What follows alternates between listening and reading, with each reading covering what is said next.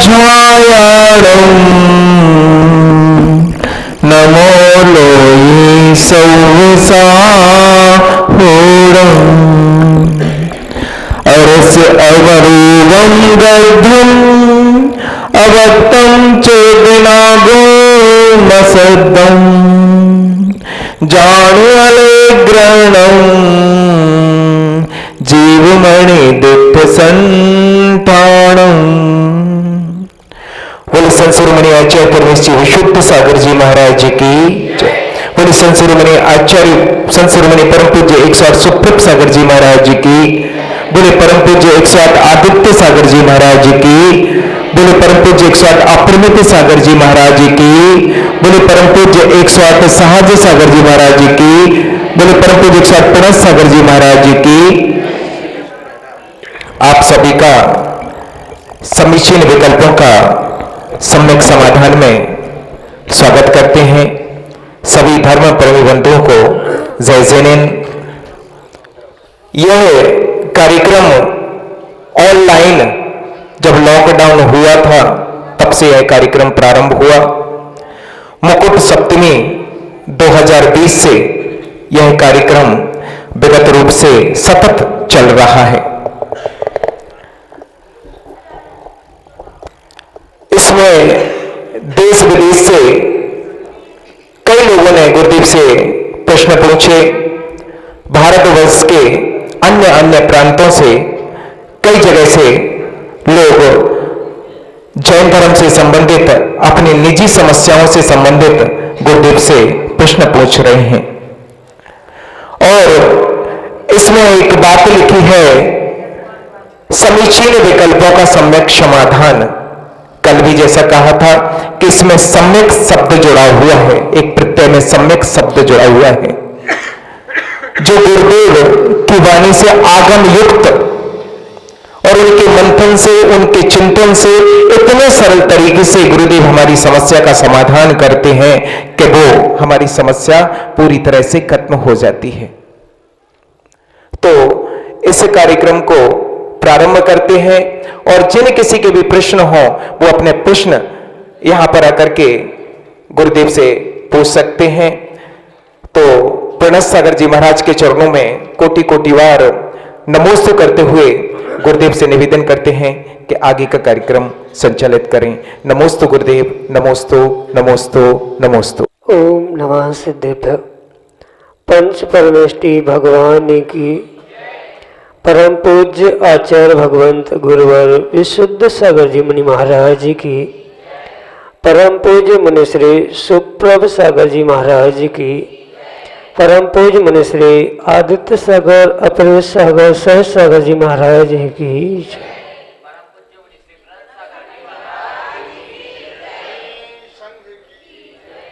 समीचीन विकल्पों का सम्यक समाधान।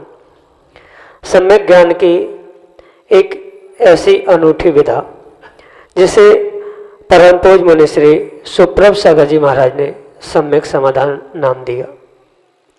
परम पूज्य आचार्य भगवंत गुरु विशुद्ध सागर जी महाराज के स्वर्णिम जन्म जयंती वर्ष की एक महान उपलब्धि समीचीन विकल्पों का सम्यक समाधान।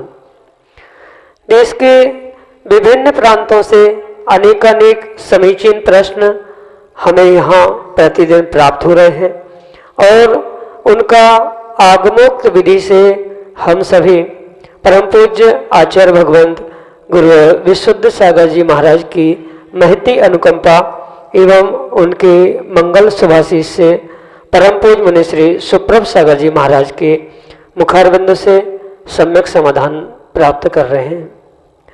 प्रारंभ करते हैं आज का सम्यक समाधान।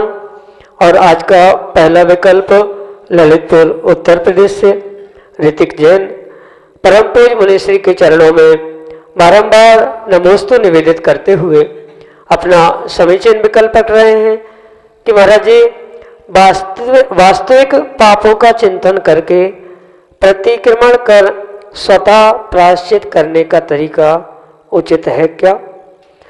गृहस्थों के लिए प्रतिक्रमण पुस्तक पढ़कर क्रम से प्रतिक्रमण करना चाहिए क्या? हमारे समीचीन विकल्प का सम्यक समाधान करने की अनुकंपा करें। नमोस्तु महाराज जी, नमोस्तु। ओम नमः सिद्धम। परम पूज्य आचार्य भगवान गुरुवर विशुद्ध सागर जी महाराज के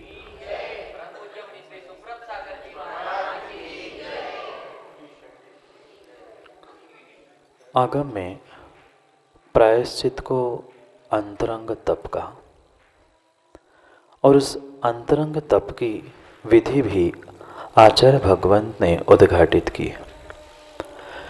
आगम में किंचित भी यह व्याख्यान नहीं है कि स्वयं से ही हम गलती करें और स्वयं से ही प्रायश्चित लेकर शुद्ध हो जाए।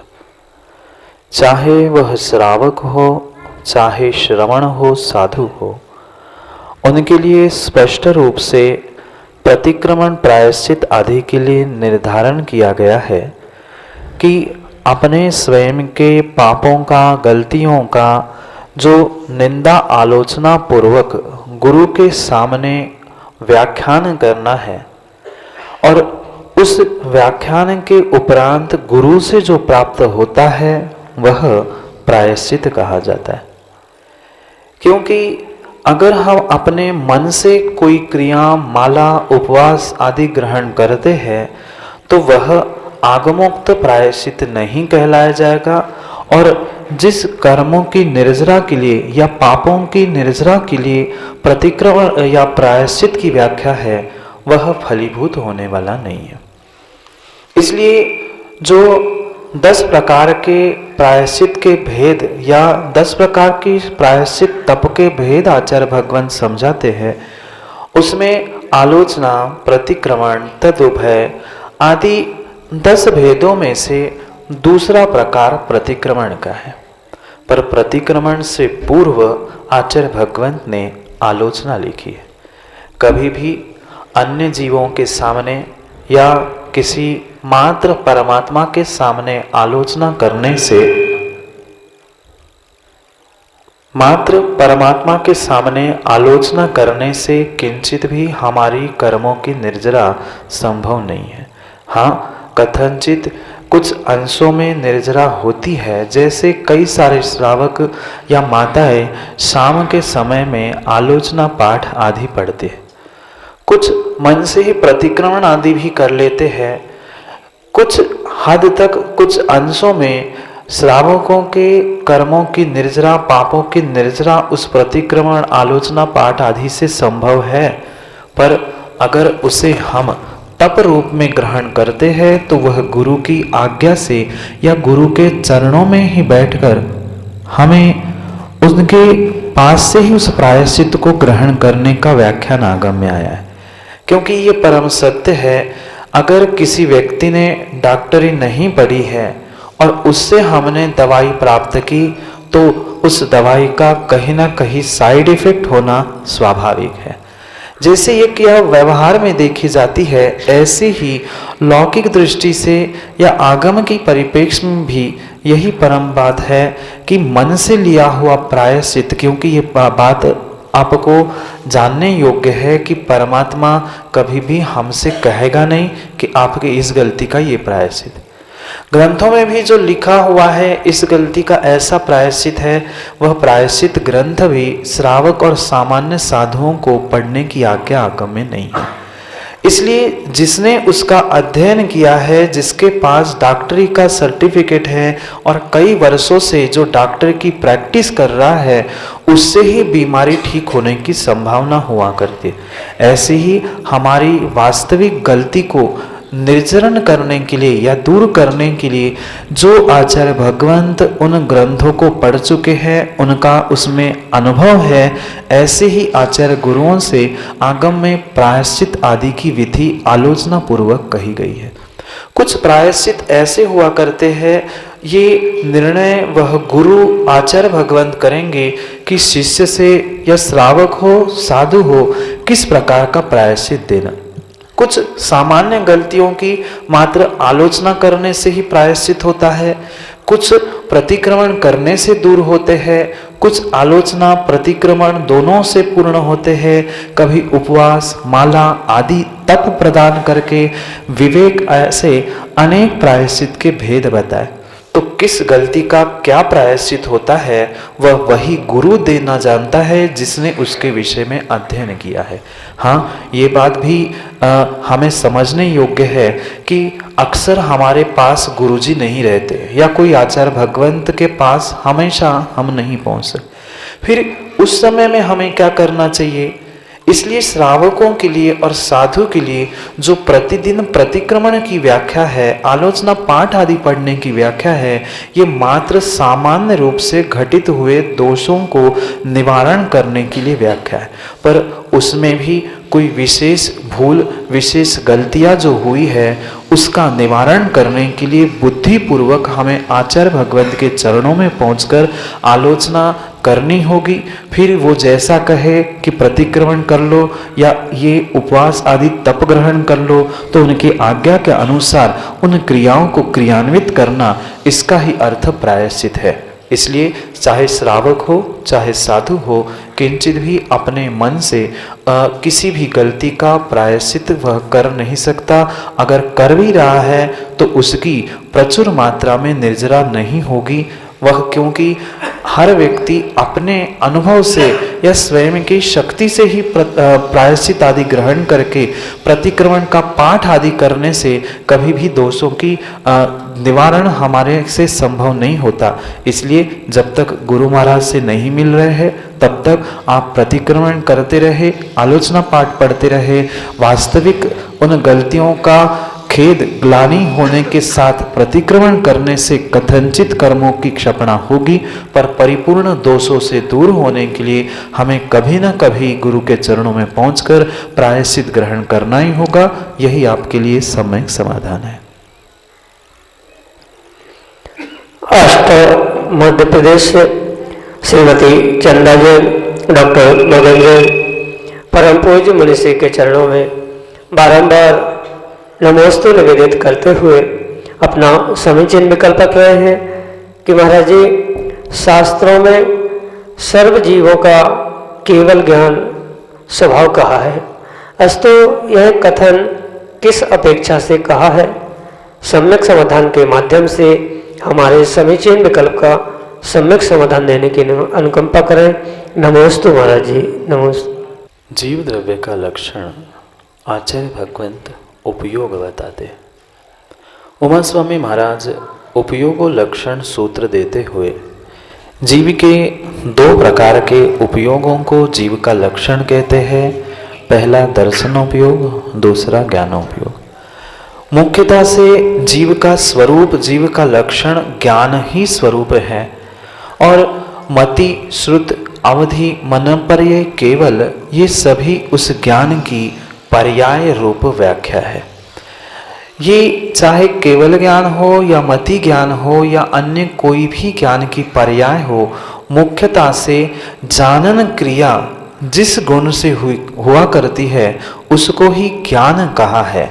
गम धातु ज्ञानार्थ में, जानने के अर्थ में होता है और उससे ही इस ज्ञान शब्द की व्युत्पत्ति प्राप्त होती है। इसलिए जो केवल ज्ञान हो चाहे मति ज्ञान हो, ये उस ज्ञान की पर्याय होने के कारण उस पर्याय की, प्रत्येक ज्ञान की प्रत्येक पर्याय की शक्ति प्रत्येक जीव के भीतर सहजता में ही होती है।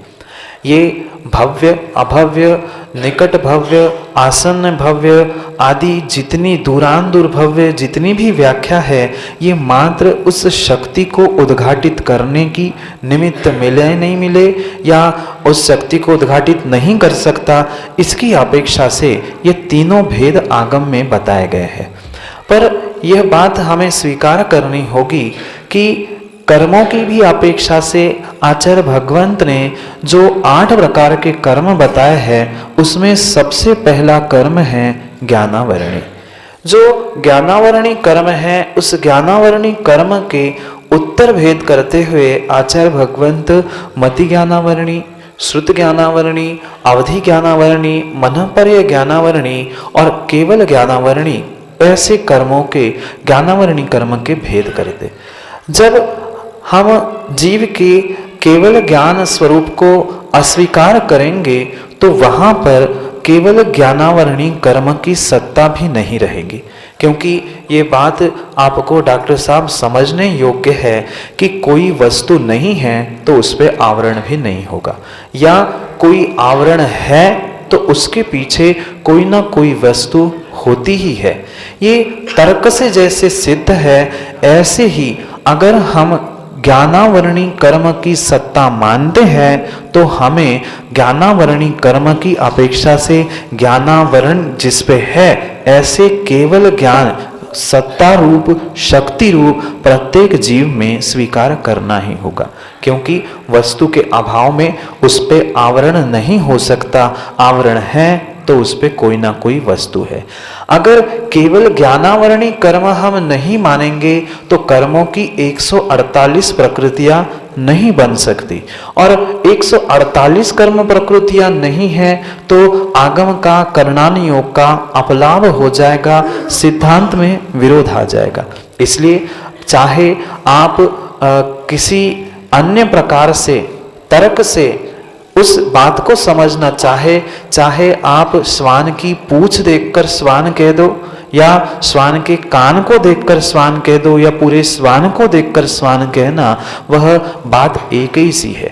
ऐसे ही अगर हम उल्टे प्रकार से भी समझे, जिस पे आवरण है वह वस्तु है, केवल ज्ञानावरणी कर्म की सत्ता है 148 कर्मों में, तो वहां पर केवल ज्ञान रूप वस्तु नियम से होगी। ऐसा इस संसार का कोई जीव होता ही नहीं है, चाहे सूक्ष्म निगोदिया से लेकर वह महामत्स्य विशाल अवगाहना को प्राप्त करने वाले जीव की अपेक्षा से, कि जिसमें केवल ज्ञानावरणी कर्म की सत्ता क्षय क्षयोक्षम आदि नहीं है। इसलिए इस अपेक्षा से केवल ज्ञानावरणी कर्म है तो उसकी वस्तु यानी केवल ज्ञान जीव का स्वभाव रूप शक्ति रूप होता ही है, उसमें विकल्प करने की आवश्यकता नहीं है। पर यह बात भी परम सत्य है, ये मति श्रुत आदि केवल आदि जितने भी ज्ञान के प्रकार भेद बताए गए हैं, ये मात्र और मात्र पर्याय दृष्टि से कथन है, उसका भेद विवक्षा से व्याख्यान है, पर ज्ञान स्वरूप ही आत्मा का स्वरूप है। क्योंकि दो प्रकार के स्वभाव की व्याख्या आगम में आचार्य भगवंतों ने की है, एक विभाव स्वभाव और एक स्वभाव स्वभाव। जो मति श्रुत आदि इंद्रियों के निमित्त से कथनचित मन के निमित्त से जो प्राप्त होने वाले ज्ञान है वह विभाव स्वभाव है, और केवल ज्ञान जीव का स्वभाव स्वभाव हुआ करता है। स्वभाव हमारे वर्तमान के परिप्रेक्ष्य में कर्मों की सत्ता, केवल ज्ञानावरणी कर्म की सत्ता, इसके कारण से जीव में त्रैकालिक शक्ति होने पर भी वह केवल ज्ञान को प्राप्त नहीं कर पाता है। इसलिए अनेक दृष्टांतों से भी हम उस बात को समझ सकते हैं, पर आप ज्ञानी हैं, स्वाध्यायी है, तो आपके लिए इतना ही समझना काफी है। आवरण है तो वस्तु है, केवल ज्ञानावरणी 148 कर्म की प्रकृति में से एक प्रकृति है, उसका अभाव नहीं है तो केवल ज्ञान का भी अभाव नहीं है। इसलिए सभी जीवों में केवल ज्ञान की शक्ति है। भव्य उसे प्रकट करते हैं, अभव्य उसे प्रकट नहीं करते, और दूरांदूर भव्य निमित्त ना मिलने के अभाव में शक्ति उद्घाटित करने की शक्ति होने पर भी वे कभी भव्य होकर केवल ज्ञान को प्राप्त नहीं करते। यही आपके लिए सम्यक समाधान। स्वरूप चंद जैन टीकमगढ़ मध्य प्रदेश से हमारे सामने है, जो कि अपना समीचीन विकल्प परम पूज्य मुनिश्री के समक्ष रख रहे हैं। तो महाराज जी, हमारी ये शंका है, ये सत्य मार्गी परेशान क्यों होते हैं? नमोस्तु महाराज जी। बहुत छोटा सा प्रश्न था आपका। सत्य परेशान होने का मतलब, जो सत्य धर्म सत्य स्वरूप है वह नहीं है, अपितु उस सत्य को जीने वाला या सत्य मार्ग पर चलने वाले की प्रताड़ना, विराधना, परेशान होना संभव है। कर्म जो आचार्य भगवंतों ने कर्मों की व्यवस्था बताई है, बनाई नहीं, व्यवस्था जो बताई है, वह कर्मों की व्यवस्था बताते समय उन्होंने 8 मात्र मुख्य भेद कहे हैं, अपितु उनके बहुत सारे उत्तर भेद भी कहे हैं। जो वर्तमान में सत्य मार्ग पर, संयम मार्ग पर चलने वाले जीवों को परेशानी, प्रताड़ना, विराधना मिल रही है, वह उनके सत्य मार्ग पर चलने से नहीं है, अपितु पिछले कुछ असाता कर्मों के निमित्त से है। ये दोनों बातों को पृथक पृथक रूप से हमें समझना बहुत आवश्यक है। जो वर्तमान में सत्य की या सत्य पर चलने वाले की विराधना, प्रताड़ना देखकर अगर कोई जीव सत्य से विमुख हो रहा है तो उसकी वह स्वयं की गलती है, ना कि कोई असत्य व्यक्ति उसे परेशान कर रहा है। पहली तो बात यह हमें स्वीकारना होगी कि कोई भी जीव किसी को परेशान कर नहीं सकता। जितने जीव परेशान हैं वे अपने स्वयं से परेशान हैं, किसी की ताकत नहीं है किसी को परेशान करने की। जब तक आप ये बात स्वीकार नहीं करोगे कि मैं परेशान हूं, तब तक सामने वाला आपको प्रताड़ित, परेशान कर ही नहीं सकता। जिस क्षण से आपने निर्णय किया है कि मैं परेशान हूं, मैं दुखी हूं, मैं प्रताड़ित हो रहा हूं, उसी दिन से आपको दुख और परेशानी प्रारंभ होगी। पुनः उस बात पर पहुंचते हैं कि ये दोनों पृथक पृथक मार्ग है। एक पिछले कर्मों का उदय आना और आज वर्तमान में आने वाले समय के लिए हम अच्छे कार्य करके बंध करना। कर्मों का बंध आश्रव भिन्न है और कर्मों का उदय में आना भिन्न है। वर्तमान में जो आपको ये प्रतीत हो रहा है कि मैं सत्य पे मार्ग पर चल रहा हूँ, फिर भी परेशानी, दुख, प्रताड़ना मिल रही है, ये आपका कुछ पिछले कर्म का असाता वेदनीय का कह दो या अन्य कुछ पाप कर्म का उदय कह दो, जिसके कारण से आपको प्रताड़ना और परेशानी मिल रही है। सत्य के कारण प्रताड़ना नहीं है। उन्होंने जो अपने प्रवचन में कहा था, उनकी अपेक्षा हमें समझना बहुत आवश्यक है।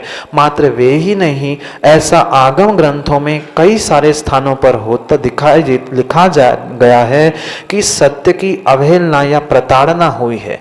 जैसे अगर पुराणों का ही दृष्टांत हम ले तो एक सती थी जिसको पता था सबको, पूरे संसार को, कि यह दोषी नहीं है, सत्य था, फिर भी जंगल जाना पड़ा सीता।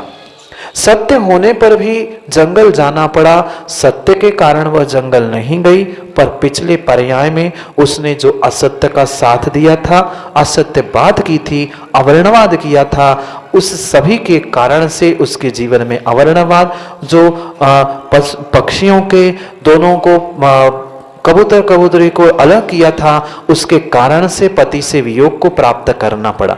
इसलिए जो सत्य की बात कही है, सत्य से कोई प्रताड़ित नहीं होता, पर पिछले कर्मों के निमित्त से सत्य पर चलने वाला, सत्य मार्ग पर जीने वाला, संयम मार्ग पर जीने वाला पिछले कर्मों की अपेक्षा से हो सकता है।